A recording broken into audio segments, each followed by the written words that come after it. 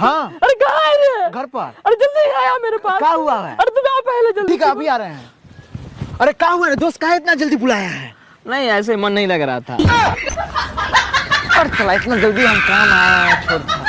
नमस्कार प्रणाम। जैसे कि आप देख, भाई साहब आप शादीशुदा हैं कि? हाँ भाई साहब, लेकिन आपको कैसे पता? अरे गाल पे लाल लाल निशान है। लिपस्टिक का होगा? नहीं नहीं सैंडल का लग रहा है।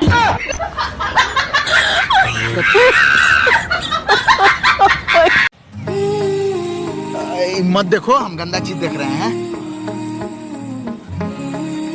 अरे बोले ना मत देखो, गंदा चीज देख रहे हैं।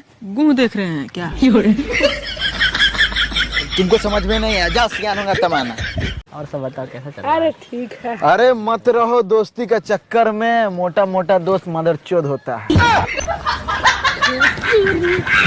नमस्कार प्रणाम। आज हमारे साथ एक बच्चा जुड़ चुका है, तो चलिए इससे एक छोटा सा सवाल पूछते हैं। अब बाबू, ऐसा कौन सा जानवर है जिसको दिमाग नहीं होता है? गधा। नहीं, गधा के अलावा और कोई? थोड़ा थोड़ा आप लगते हैं।